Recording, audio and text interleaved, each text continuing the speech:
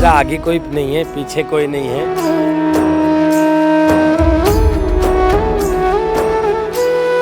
हमें कोई माँ मिल जाती है तो हम उसके अंदर ही अपने माँ को देख लेते हैं। कोई हमें अच्छा भाव पुरुष दे देता है तो हम उसके अंदर ही अपने पिता को देख लेते हैं। कोई बहुत ज़्यादा हमसे स्नेह करता है, कुछ टाइम हमारे सानिध्य में रहता है, हम उसको भाई के रूप में देख लेते हैं।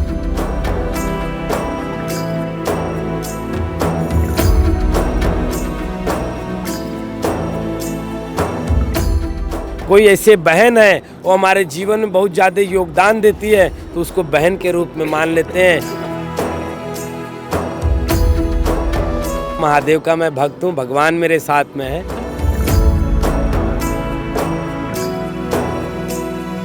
प्राचीन काल का कहावत है, रमता जोगी बहता पानी, तो हमारे जीवन के ऊपर वो सूट करता है। जिस प्रकार से आप बड़ा भवन बना के गर्व करते होंगे, बड़ी गाड़ी रख के गर्व करते होंगे, उसी प्रकार से हम सन्यासी अपनी बड़ी जटाओं पे गर्व करते हैं।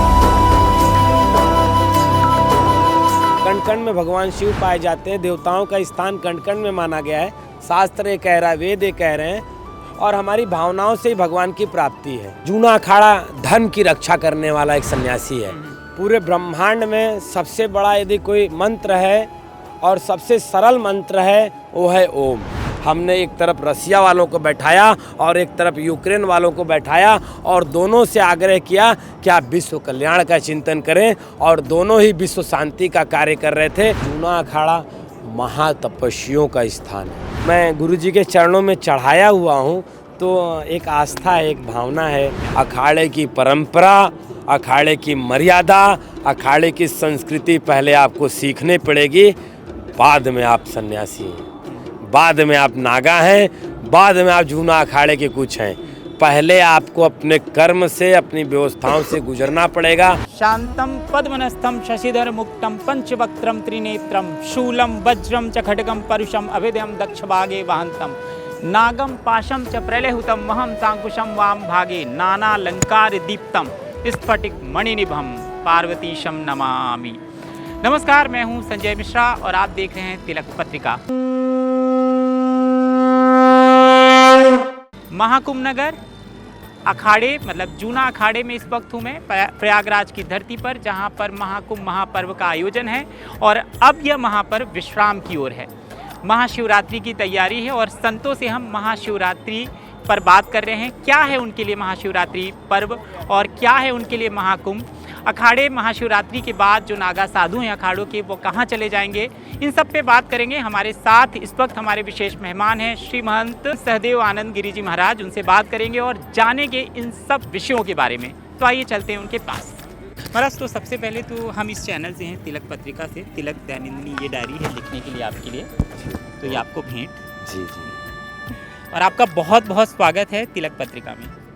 बहुत बहुत साधुवाद तिलक दैनंदिनी जी को, और हमारी संस्कृति, हमारे संस्कार सदा ही हमारे साथ रहे। बहुत बहुत साधुवाद, बहुत उच्च विचार हैं आपके, कहें आप। सबसे पहले तो आपका एक बड़ा परिचय है और मैं वो बड़ा परिचय याद नहीं कर पाया, आप मुझे वो बड़ा परिचय आप बताइए। मैं श्री पंदश्नाम जूना अखाड़े का मंत्री श्री महंत सहदेवानंद गिरी। तो महाराज, आपकी सबसे पहले मैं एक तारीफ़ करूंगा कि आपकी जो जटाएं हैं बहुत सुंदर हैं। साधु का सबसे महत्वपूर्ण आभूषण है जटाएं। तो इस पर आपका रिएक्शन भी चाहूँगा। इतनी लंबी जटाएं कैसे मेंटेन करते हैं आप? हाँ, ये जटा शिव जी का प्रतीक है। हम सभी सन्यासी यों का एक श्रृंगार है। जिस प्रकार से आप बड़ा भवन बना के गर्व करते होंगे, बड़ी गाड़ी रख के गर्व करते होंगे, उसी प्रकार से हम सन्यासी अपनी बड़ी जटाओं पे गर्व करते हैं। जब इनकी देखभाल करते हैं, क्योंकि किसी भी तरह की कोई तकलीफ ना हो जटाओं की वजह से भी, किन किन बातों का ख्याल रखना पड़ता है? जीवन में जिस प्रकार से आपके जीवन जीने का दिनचर्या होगा, आपके जीवन में उस तरीके का रूटीन बन गया होगा, उसी तरीके से हमारे जीवन का ये रूटीन है। ध्यान करना, साधना करना, तपस्या करना, योग करना, ये हमारे रूटीन में है। और ये जटा वगैरह तो एक कॉमन सी बात है। अब जटाओं से दूसरी बात हम करते हैं। महाशिवरात्रि का एक महापर्व है और उसके बाद ये जो महापर्व है विश्राम की ओर चला जाएगा। तो किस तरीके से तैयारी है? उस दिन भी स्नान होगा, लेकिन अभी अखाड़े तो जा चुके हैं, तो क्या कुछ तैयारी है महाशिवरात्रि की? जैसा कि मैं आपको बताना चाहूँगा कि सन्यासियों के जो स्नान होते हैं वो 3 स्नान होते हैं। वह तीनों स्नान हो चुके हैं। सभी सन्यासी वाराणसी के लिए प्रस्थान कर चुके हैं। सभी सन्यासी जो हैं यह होली तक शिवरात्रि का महापर्व भगवान विश्वनाथ जी का दर्शन करेंगे। सभी सन्यासियों के देवी देवता वाराणसी में स्थापित कर चुके हैं। यह होली तक महापर्व करने के बाद अपने अपने आश्रमों पे, अपने अपने कुटिया पे, अपने अपने मठों पे, अपने अपने दिनचर्या में वापस लग जाएंगे। जैसे कि हमारे जो सन्यासी हैं ये कहीं ना कहीं हठ योगी हैं, योग की विद्या रखते हैं, अनाथ आश्रम चलाते हैं, वृद्धाश्रम चलाते हैं, गुरुकुल चलाते हैं, अनेकों प्रकार का विश्व कल्याण का चिंतन करते हैं। यज्ञ है, अनुष्ठान है, पूजा पाठ है, समाज का किस तरीके से उन केयर कर सकें, कैसे उनका गरीब बच्चों को पालन पोषण कर सकें, कैसे हम लोगों को शिक्षा दे सकें, इन सभी कार्यों में हमारे सन्यासी वापस से लग जाएंगे। देखिए, हम लोग जहाँ पर उपस्थित हैं इस समय इष्ट देव का स्थान है और धर्म ध्वजा है जी। और मुझे लगता है महाशिवरात्रि का जो पर्व सेलिब्रेट होगा यहीं पर होगा आप लोगों का। जैसे कि हमने आपको पुनः बताया कि धर्म ध्वजा का आप नाम ले रहे हैं, तो सबसे पहले कुंभ का महत्व जो है, कुंभ का जो प्रतीक है और अखाड़ों का जो प्रतीक है वो धर्म ध्वजा ही है। हम सभी सन्यासी धर्म ध्वजा को ईश्वर का प्रमाण मानते हुए, इनको साक्षी मानते हुए सुबह उठते हैं, प्रातःकाल आरती करते हैं, पूजा करते हैं, ध्यान करते हैं, साधना करते हैं और इसी धर्म ध्वज से अपने अपने देवताओं को लेकर के हम लोग शाही स्नान करने के लिए संगम तट पे या अन्य नदियों पे, जैसे यहाँ संगम है, हरिद्वार में गंगा जी हैं, नासिक में गोदावरी है, उज्जैन में क्षिप्रा है, तो इन सभी जगहों पे धर्म ध्वजा से हम लोग जाते हैं और स्नान करके वापस धर्म ध्वजा पे आके देवताओं को नमस्कार करके अपने अपने कैंप में चले जाते हैं। आपको एक चीज़ और कहना चाहूँगा, शिवरात्रि का जो महापर्व है ये सिर्फ तो सिर्फ जनता के लिए है। हमारे सभी सन्यासी जो हैं ये वाराणसी में रहेंगे, भगवान विश्वनाथ की नगरी में भगवान विश्वनाथ का आशीर्वाद लेंगे। यह अति प्राचीन परंपरा रही है कि शिवरात्रि के दिन सन्यासियों के जो देवता हैं वह सभी भगवान विश्वनाथ से आपस में मिलन करते हैं। अति प्राचीन परंपरा है, उस परंपरा का हम सभी सन्यासी निर्वाह करेंगे। तो हमको बताइए कि कहते हैं भगवान शिव इतने भोले हैं कि एक लोटा जल सब मुश्किल का हल, लेकिन और आप लोग तो शिव स्वरूप हैं। भगवान शिव को मनाने का, प्रसन्न करने का सबसे सरल माध्यम क्या है? भावना, आस्था। जल भी कहीं भक्त के पास नहीं है, यदि उसकी आस्था है, भावना है, श्रद्धा है और महादेव के प्रति उसकी आस्था है तो वो भगवान उसको कहीं भी प्राप्त होंगे। कण कण में भगवान शिव पाए जाते हैं। देवताओं का स्थान कण कण में माना गया है। शास्त्र ये कह रहा है, वेद ये कह रहे हैं और हमारी भावनाओं से ही भगवान की प्राप्ति है। हम भगवान को कितना भी आभूषण चढ़ा दें, कितनी भी संपत्ति दे दें या कितनी भी चीज़ें हम दे दें, भगवान प्रसन्न नहीं होंगे जब तक हमारे अंदर भावना नहीं है, आस्था नहीं है, श्रद्धा नहीं है। तो जल तो दूसरा माध्यम है, जल चढ़ाना, भगवान को दूध चढ़ाना, शिव जी को पुष्प चढ़ाना या भगवान को जो भी प्रिय वस्तु हैं ये सारी चीज़ें चढ़ाना तो दूसरा स्टेप है। प्रथम स्टेप है हमारी आस्था, हमारी भावना। आप मंदिर जा रहे हैं भगवान शिव जी के पास, आपकी भावना क्या है? क्या आप भगवान के पास भी जा रहे हैं तो क्या दिखावे के लिए जा रहे हैं? क्या आप आशा लेके जा रहे हैं? क्या अपेक्षा लेके जा रहे हैं? आप लोभ लालच लेकर के जा रहे हैं तो कभी भी भगवान की प्राप्ति नहीं हो सकती है, क्योंकि भगवान का चिंतन हमें करना चाहिए, ध्यान करना चाहिए। भगवान इस संसार का पूरा निर्वाह कर रहे हैं, तो कहीं ना कहीं जिस प्रकार से हमारा ख्याल हमारे माता पिता रखते हैं उसी तरीके से इस पूरे संसार का ख्याल भगवान रखते हैं। तो हमारा भी कर्तव्य बनता है कि भगवान शिव का चिंतन करना चाहिए कि भगवान शिव ठीक है या नहीं है, वो इस संसार को किस प्रकार से चला रहे हैं। इतना ज़्यादा हम लोग इस संसार को दूषित कर दिए हैं, प्रदूषित कर दिए हैं, हर प्रकार से हम इस संसार को अपने बस में करना चाहते हैं। हम सभी इतनी ज़्यादा माया में खो चुके हैं कि हम कहीं ना कहीं ये सोचते हैं कि सारी दुनिया हम ही चला रहे हैं, ये दुनिया के मालिक हम ही हैं। तो वो सभी लोगों का भूल है। ईश्वर इस संसार को चला रहे हैं और ईश्वर के बारे में हमें चिंतन करना चाहिए कि भगवान शिव कैसे हैं, भगवान शिव ने भोजन किया कि नहीं किया, भगवान शिव का नैवेद्य लगा कि नहीं लगा, भगवान शिव अब पूरे संसार को देख रहे हैं, अभी वो किस हाल में होंगे, कैसे होंगे, कहाँ पे होंगे, इस पे चिंतन करना चाहिए। समस्त भक्तों को भगवान शिव के प्रति चिंतन रखना चाहिए। भगवान शिव हमारे हो जाएंगे तो पूरे संसार की कोई ऐसी वस्तु नहीं है जो आपकी ना हो। देखिए, हम आपके साथ महाशिवरात्रि का सेलिब्रेशन कर रहे हैं, तो हम चाहेंगे उन मंत्रों के साथ या आराधना के आपके वो शब्द जिनसे आप शिव जी को आप प्रसन्न करते हैं, या आप उन मंत्रों से उनका आह्वान करते हैं? देखिए, पूरे ब्रह्मांड में सबसे बड़ा यदि कोई मंत्र है और सबसे सरल मंत्र है वो है ओम। हम ओम के उच्चारण से अपनी आत्मा से परमात्मा की प्राप्ति कर सकते हैं। और यदि कोई जप करना चाहता है, गृहस्थ जीवन में है, तो गायत्री मंत्र का जप करे, ओम नमो भगवते वासुदेवा का जप करे। और यदि कोई गुरु से दीक्षित है, कोई गुरु दीक्षा ले रखा है, तो वो अपने गुरु मंत्र का जाप करे और परमात्मा की प्राप्ति करें। सुंदर। महाराज, ये जो पर्व है अब समापन की ओर, विश्राम की ओर है, बेसिकली विश्राम की ओर है। अब आप एक एनालाइज करते हैं, ये पर्व 1 महीने 1.5 महीने का रहा, क्या कुछ लेकर जा रहे हैं, कैसा रहा? अगर एक समरी हम अपने दर्शकों को बताएं, आपके भक्तों को बताएं, तो क्या बताएंगे? पूरा विश्व गर्व कर रहा है हमारे सनातन धर्म पे। आज हमें गर्व है कि हम सनातन धर्मी हैं, हम पूरे विश्व के कल्याण का चिंतन करते हैं। आज पूरा दुनिया हमें देखा कि हम कौन हैं और हमारी विचारधारा क्या है। देखिए, यहाँ से बाहर निकल करके अनेकों प्रकार की उनकी विचारधाराएं रही होगी, परंतु यहाँ आने के बाद सबकी विचारधारा यही होगी कि हमारा कल्याण हो। अपने भलाई के लिए, अपने भविष्य के लिए, अपनी ऊर्जाओं के लिए लोग यहाँ पे आए हैं। और कहीं ना कहीं लोग 20 किलोमीटर पैदल, 30 किलोमीटर पैदल, 40 किलोमीटर पैदल चल के आए, तो उनकी आस्था थी, उनकी भावना थी। और भगवान, देवी देवता, भारद्वाज ऋषि, प्रयागराज भगवान सबकी मनोकामना पूर्ण किए हैं।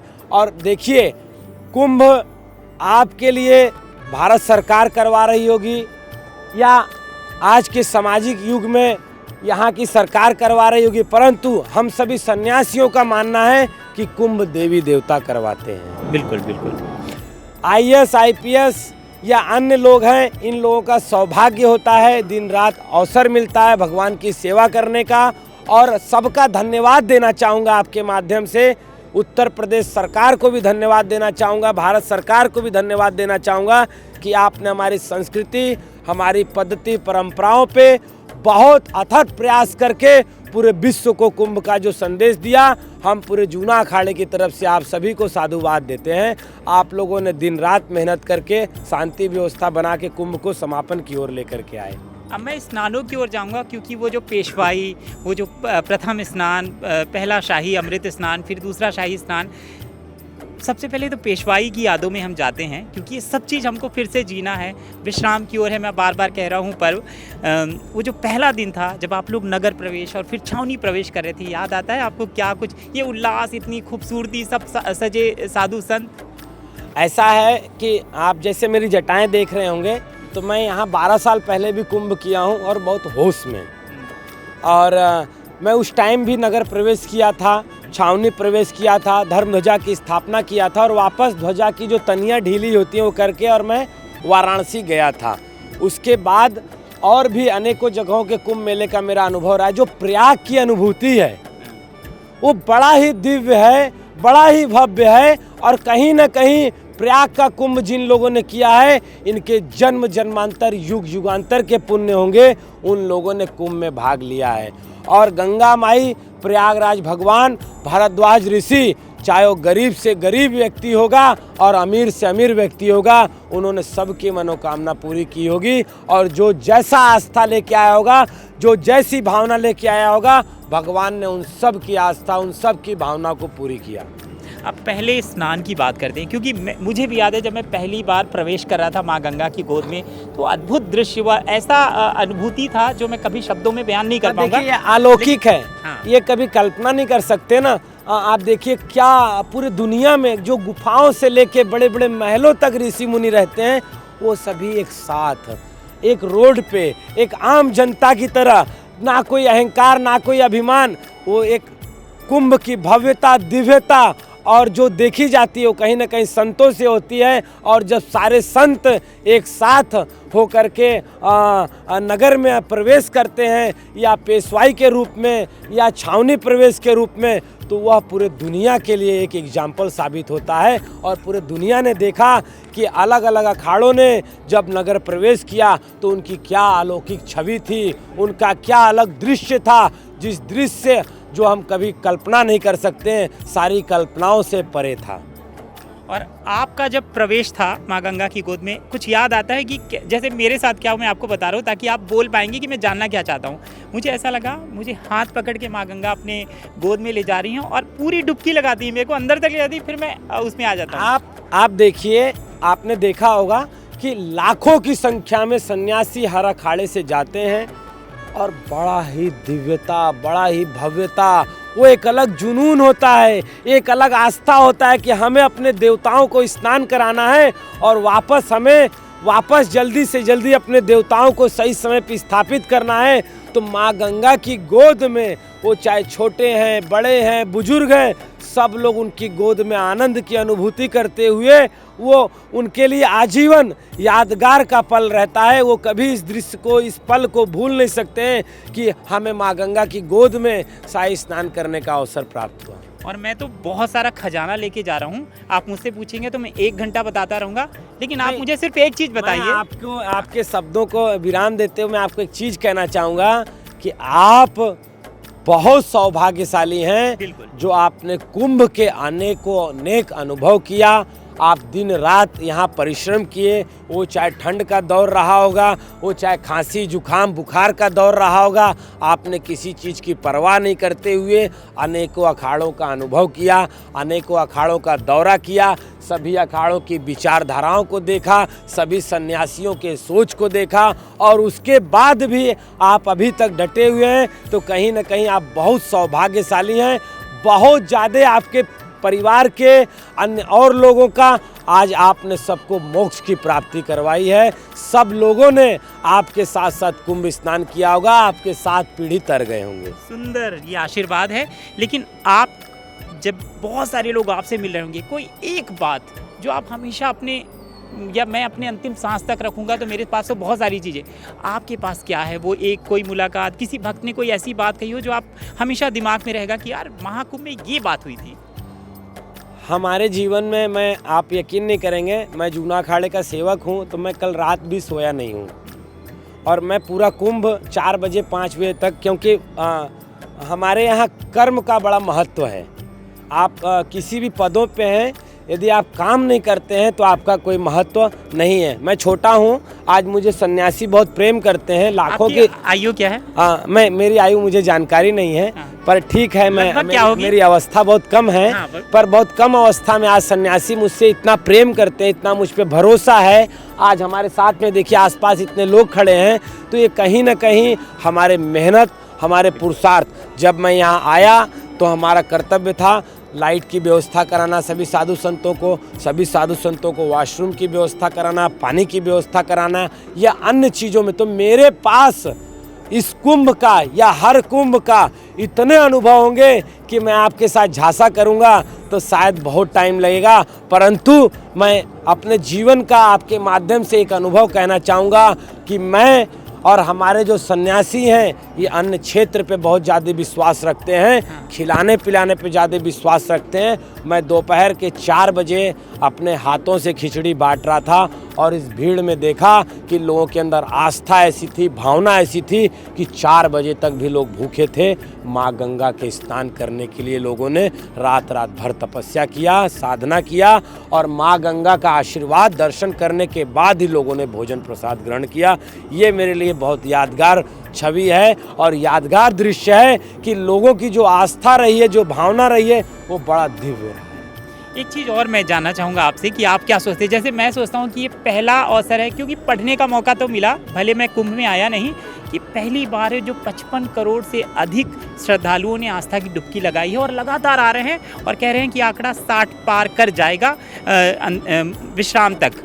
तो ये जो भीड़ है, ये जो अभी और अखाड़े चले गए हैं, सच्चाई कहेंगे तो आपको साधुवाद देना पड़ेगा। आप सभी मीडिया पत्रकार बंधुओं को, जिन लोगों ने दिन रात प्रयास किया, पूरे कुंभ मेले के अंदर हर घड़ी हर क्षण को कवरेज किया और पूरे दुनिया के अंदर प्रचार प्रसार किया। इस कारण से इतने लोगों ने कुंभ के अंदर भाग लिया और हर जगह की व्यवस्थाओं के ऊपर कहीं गलत हो रहा था उसको भी मीडिया ने दिखाया, कहीं सही हो रहा था तो उसकी भी तारीफ किया। और शासन प्रशासन को भी इस बार आप लोगों ने बहुत ज़्यादा जागरूक करके रखा। बहुत बहुत साधुवाद आप सभी पत्रकार बंधुओं को। हमेशा ध्यान रखना है शुद्धता, पवित्रता, क्योंकि धार्मिक स्थलों पे आप आए हैं तो आपने जो वातावरण फैलाया, यदि यहाँ सफाई कर्मचारी दिन भर काम नहीं कर रहे होते, यदि अधिकारी दिन भर दौरा नहीं कर रहे होते और अनेकों प्रकार का दिन रात दुख तकलीफ पा करके वो साफ सफाई नहीं कर रहे होते, तो कुंभ के अंदर जो दृश्य होता है वो बहुत अलग दृश्य होता है। तो गंगा को बचाना है, गंगा को हमेशा शुद्ध रखना है, पवित्र रखना है। गंगा रहेगी तो कुंभ होगा, गंगा नहीं रहेगी तो कुंभ नहीं होगा। देशवासियों को जो भी गंगा के प्रति आस्था रखते हैं, माँ के प्रति आस्था रखते हैं, वो ऐसी माँ है जो आप लोग जीते जी तो उनका दर्शन करते हैं, मरने के बाद उस माँ के कोख में, उस माँ की गोद में आपकी हड्डी भी चली जाती है तो आपको मोक्ष की प्राप्ति होती है। तो कहीं ना कहीं हम सभी को जागरूकता लाना चाहिए और बहुत ज़्यादा जब हम उस माँ के गोद में जाएं, उस माँ के कोख में जाएं, उस माँ के आसपास जाएं, तो शुद्धता पवित्रता का बहुत ज़्यादा ध्यान रखें। मैं समस्त साधु संतों की तरफ से इस देशवासियों को और इस पूरे आपके चैनल के माध्यम से जो भी दुनिया में देख रहे हो, हाथ जोड़ के प्रार्थना करता हूँ, कभी भी धार्मिक स्थल पे आप लोग जाएं, प्लास्टिक का, धूम्रपान का, शराब का, मांस मदिरा का, अपने वस्त्रों का वहाँ पर त्याग करके न जाएं, इसको बहुत दूर लेकर के जाएं। आप यहाँ आते हैं, धार्मिक जगहों पे धूम्रपान का सेवन करते हैं, शराब का सेवन करते हैं, मदिरा का सेवन करते हैं, मांस का सेवन करते हैं, या गंगा की तटों पर जा कर के आप प्लास्टिक फेंक देते हैं, चाय पी के फेंक देते हैं, मैगी खा के फेंक देते हैं। ये गोवा नहीं है, ये दुबई नहीं है, ये विदेश नहीं है, ये भारत है। यहाँ की संस्कृति को हम सबको ही बचा के रखना है। हमारी संस्कृति रहेगी तो हमारा देश रहेगा, हमारा राष्ट्र रहेगा। आपको दुनिया आज क्यों गर्व करती है, आज आपको राष्ट्र क्यों लोग मानता है, आज रसिया के लोग क्यों योग कर रहे हैं, आज रसिया के लोग क्यों सनातन धर्म अपना रहे हैं, क्यों यूक्रेन के लोग धर्म को, योग को बढ़ावा दे रहे हैं, क्यों अमेरिका के लोग ध्यान कर रहे हैं, क्योंकि हमारे सनातन धर्म ही शांति का प्रतीक है। हमारा सनातन धर्म ही दुनिया को मानवता का संदेश देता है। तो कहीं ना कहीं हमें अपनी आस्था, अपनी श्रद्धा को हमेशा बना के रखना है। गंगा हो या अन्य कोई भी नदी हो या कोई भी ज्योतिर्लिंग हो या कोई भी छोटे से गांव का मंदिर हो, हमें हमेशा शुद्धता, पवित्रता और वहाँ की मर्यादा और वहाँ की गरिमा को बना के रखना है। आपके चैनल के माध्यम से आग्रह कर रहा हूँ मैं। अंतिम सवालों की ओर, एक तो मुझे ऐसा लगता है ये जो महापर्व है ये सनातन का विश्वविद्यालय है, और ये बात मैंने संतों से ही सुनी है कि इस तरीके से ही देखना चाहिए। दूसरी बात, मुझे ऐसा लगता है कि 12 साल में एक बार और फिर ऐसे 4-4 साल में हमको ऐसे महापर्व में 3-3 साल में जाने का मौका मिलता है। तो जैसे हमारा मोबाइल चार्ज होता है, हम भी सनातन के उसमें चार्ज हो जाते हैं। आप क्या कहेंगे? हाँ, कुंभ एक ऊर्जा है सन्यासियों के लिए, देश के लिए भी। आप देखिए कि आप सुबह उठते होंगे, रुद्राक्ष की माला पहन रखा है आपने, तिलक लगा रखा है आपने, और कहीं ना कहीं आप भगवान को मानते होंगे। तो सुबह आप उठते हैं, पूजा करते हैं, पाठ करते हैं, योग करते हैं, आप दुकान पे जाते हैं, भगवान को प्रणाम करते हैं, नमस्कार करते हैं। तो कहीं ना कहीं आपकी आस्था है और भगवान की कृपा है तो आप करते हैं। उसी प्रकार से जो सन्यासी होते हैं इस देश के अंदर, वो यज्ञ करते हैं, अनुष्ठान करते हैं, पूजा पाठ करते हैं। आप देखिए हिमालय से लेकर के देश विदेश में छोटे से लेके बड़े सन्यासी सब एकत्रित होकर के एक स्थान पे आकर के यज्ञ करते हैं, पूजा पाठ करते हैं, विश्व शांति का चिंतन करते हैं, विश्व कल्याण की चिंतन करते हैं। तो कहीं ना कहीं ये एक पॉजिटिव एनर्जी पूरे दुनिया को कुंभ से जाती है, पूरे दुनिया को यहाँ से शांति मिलती है, पूरे दुनिया के भलाई का कार्य करते हैं। आप देखिए जूना अखाड़े में जहाँ आप खड़े हैं, यहाँ के सन्यासियों ने यूक्रेन के लोगों को भी दीक्षा दे रखा है और रसिया के लोगों को भी दीक्षा दे रखा है। आपने संगम लोअर मार्ग पे देखा होगा, हमने एक तरफ रसिया वालों को बैठाया और एक तरफ यूक्रेन वालों को बैठाया और दोनों से आग्रह किया कि आप विश्व कल्याण का चिंतन करें, और दोनों ही विश्व शांति का कार्य कर रहे थे। आप सभी मीडिया बंधु साक्षी हैं, बहुत सारे लोगों ने इस दृश्य का कवरेज भी किया। तो कहीं ना कहीं जो कुंभ है वो पूरे विश्व को एनर्जी देता है। कुंभ में जूना अखाड़ा हमेशा खबरों में रहता है और इस बार एक युवा साधु थे I18 बाबा जिनको कहा गया, वो भी खबरों।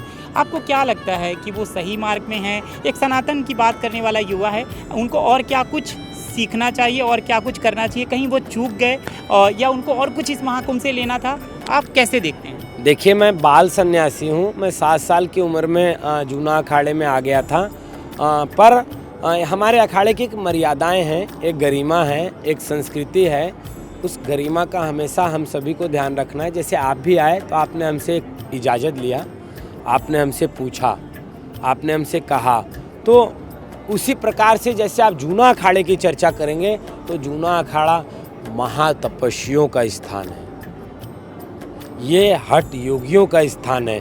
बड़े बड़े तपस्वी यहाँ पाए जाते हैं, बड़े बड़े महायोगी पाए जाते हैं, बड़े बड़े हठ योगी पाए जाते हैं, जो प्राचीन काल में हम टीवियों में या रामायण के माध्यम से या महाभारत के माध्यम से या अन्य और चीज़ों के माध्यम से जो हम वेद शास्त्र देख रहे हैं, वो सारी विद्याएं आज भी यदि किसी सन्यासियों के पास है तो वो जूना अखाड़े के सन्यासियों के पास है। इसीलिए पूरे देश और दुनिया के लोग जूना अखाड़े के प्रति एक अलग आस्था रखते हैं, एक अलग विश्वास रखते हैं। जूना अखाड़े के सन्यासियों के प्रति बड़ी विनम्रता होती है, बड़ी नम्रता होती है और लोग बड़े आस्था के साथ इनका आशीर्वाद लेते हैं। हमारे यहाँ पे आप देखते होंगे बहुत सारे महामंडलेश्वर पाए जाते हैं, बहुत सारे शंकराचार्य हैं, बहुत सारे जगत गुरु हैं या अन्य और भी उपाधियां हैं। तो अखाड़ा जो है वो कहीं न कहीं मानवता का संदेश देता है, लोगों को जोड़ने का संदेश देता है।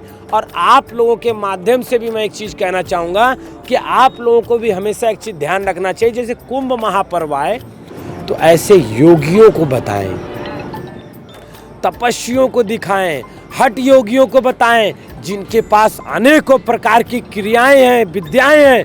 जिस विद्या को देखने के लिए, जिस साधना को सुनने के लिए, जिन महापुरुषों का दर्शन करने के लिए जो लोग यहाँ आते हैं, वो लोग वहाँ सही से पहुँच नहीं पाते। भविष्य में आप लोगों को ऐसे कुंभ में महान योगियों के पास जाना चाहिए, उनकी तलाश करना चाहिए, उनके बारे में समाज को बताना चाहिए कि समाज को क्या प्राप्ति होगा, समाज को किस दिशा में ले जाना होगा।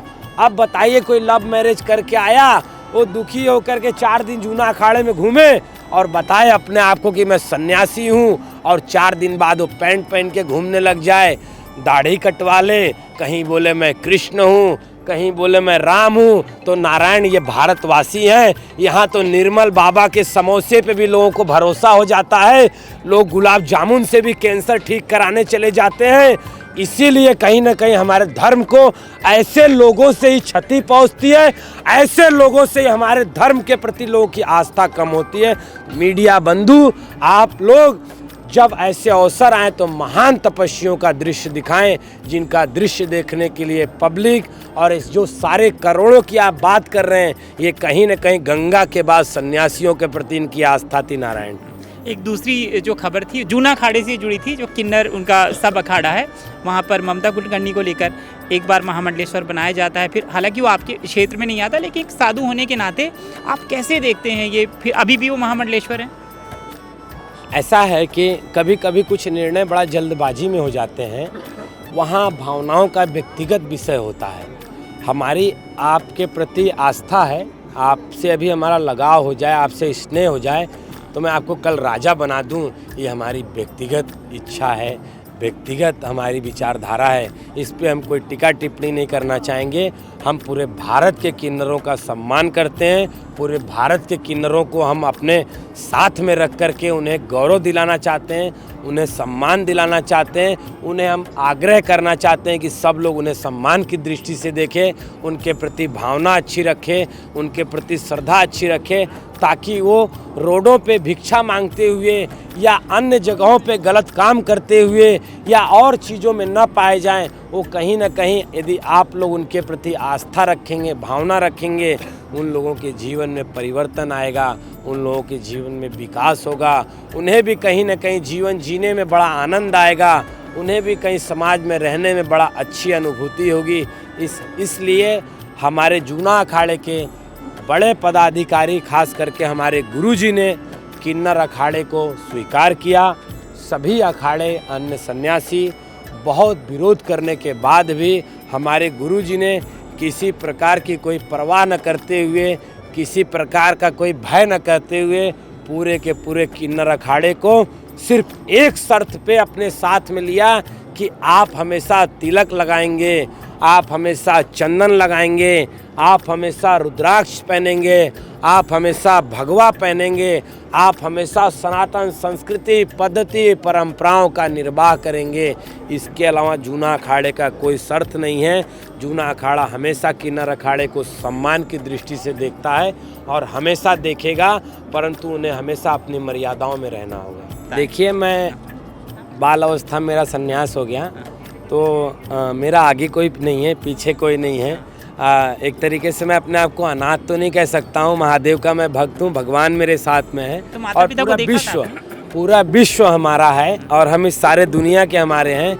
हमें कोई माँ मिल जाती है तो हम उसके अंदर ही अपने माँ को देख लेते हैं। कोई हमें अच्छा भाव पुरुष दे देता है तो हम उसके अंदर ही अपने पिता को देख लेते हैं। कोई बहुत ज़्यादा हमसे स्नेह करता है, कुछ टाइम हमारे सानिध्य में रहता है, हम उसको भाई के रूप में देख लेते हैं। कोई ऐसे बहन है वो हमारे जीवन में बहुत ज़्यादा योगदान देती है तो उसको बहन के रूप में मान लेते हैं। यही हमारा जीवन है। लेकिन आपको अपने माता पिता याद हैं? कुछ धुंधली यादें हैं? बिल्कुल। हम 7 साल की अवस्था में संन्यास की ओर बढ़े तो कहीं ना कहीं माता पिता या हमारे परिवार हमें याद होंगे या इच्छा से आप आए थे? बिल्कुल बिल्कुल बिल्कुल। उनकी इच्छा से हमें गुरुजी को, हमारे गुरुजी के प्रति माँ की आस्था थी, हमारे परिवार की आस्था थी, भावना है। उस आस्था के कारण से गुरुजी को हम भेंट किया हुआ हूँ। मैं गुरुजी के चरणों में चढ़ाया हुआ हूँ। तो एक आस्था है, एक भावना है और उस आस्था भावना। ये कौन सा शहर था जहाँ आपका परिवार रहता था और जहाँ आपको मैं भगवान विश्वनाथ की नगरी में मेरा जन्म हुआ। मेरा संन्यास हरिद्वार में हुआ और उसके बाद दक्षिण भारत में भी मेरे मठ का निर्माण चल रहा है। बाकी जूना अखाड़े का मैं सेवक हूँ, तो देश भर में मैं काम करता हूँ। मेरा आसन, मेरा मठ मंदिर सब कुछ रास्ते में रोड पे रहता है। प्राचीन काल का कहावत है, रमता जोगी बहता पानी, तो हमारे जीवन के ऊपर वो सूट करता है। तो आपकी पढ़ाई लिखाई सब अखाड़े ने, बाबा ने, आपके गुरु ने? बिल्कुल बिल्कुल। गुरुजी, हमारे यहाँ एक परंपरा है कि चाहे आप जब भी संन्यास लें, चाहे आप 80 साल की अवस्था में लेंगे और चाहे आप 10 साल की अवस्था में लें, 18 साल की अवस्था में लें, चाहे 5 साल की अवस्था में लें, चाहे 4 साल की अवस्था में लें, अखाड़े की परंपरा, अखाड़े की मर्यादा, अखाड़े की संस्कृति पहले आपको सीखनी पड़ेगी। बाद में आप सन्यासी हैं, बाद में आप नागा हैं, बाद में आप जूना अखाड़े के कुछ हैं। पहले आपको अपने कर्म से, अपनी व्यवस्थाओं से गुजरना पड़ेगा। हालांकि आज के टाइम में कोई भी अपने आप को जूना अखाड़े से कह देता है, कोई भी अपने आप को अन्य अखाड़े से कह देता है, कोई भी अपने आप को महामंडलेश्वर बता देता है, कोई भी अपने आप को शंकराचार्य बता देता है। तो ये आम बात हो गई है। परंतु जो अखाड़े के सन्यासी हैं, जो अखाड़े की व्यवस्थाओं से जुड़े हुए हैं, वो कहीं ना कहीं बहुत मर्यादित हैं, बहुत ज़्यादा धैर्य में हैं, बहुत ज़्यादा गंभीर में। तो आपने फिर क्या क्या पढ़ाई करवाई आपको अखाड़े ने? कैसा हमारे यहाँ जैसे कि आप देखिए, जूना अखाड़ा धर्म की रक्षा करने वाला एक सन्यासी है। प्राचीन काल से, चाहे वो राम मंदिर हो, चाहे वो कृष्ण मंदिर हो, या मुगलों का टाइम रहा हो, या ब्रिटिश का टाइम रहा हो, या महाराणा प्रताप रहे, या पृथ्वीराज चौहान रहे, आज शिवाजी का दिन है, चाहे शिवाजी का साथ रहा हो, हर जगह हमारे नागा सन्यासी देश के लिए, राष्ट्र के लिए लड़ते और अपना बलिदान देते आए हैं। पर कभी भी हम लोग इनको नरसंहार का ट्रेनिंग नहीं देते हैं। हमेशा इनको विश्व शांति का चेतना करते हैं, धर्म की रक्षा करने का ट्रेनिंग देते हैं। कभी इनको किसी प्रकार से किसी का हत्या करना, किसी के साथ दुर्व्यवहार करना, इस प्रकार का इनको ट्रेनिंग नहीं देते हैं। इन्हें मानव का कैसे रक्षा करना है, मानवता की कैसे रक्षा करना है, हमारी संस्कृति की कैसे रक्षा करना है, हम इन्हें ये सिखाते हैं, हमें ये सिखाया जाता है। महाराज, हमसे बात करने के लिए बहुत बहुत धन्यवाद आपका, बहुत बहुत शुक्रिया। ओम नमो नारायण, ओम नमः शिवाय। भारत माता की जय। सत्य सनातन धर्म की, धर्म की, धर्म की, अधर्म का प्राणियों में विश्व का गौ माता की, गंगे मैया की, प्रयागराज भगवान की। ओम नमः पार्वती पते। हर हर महादेव।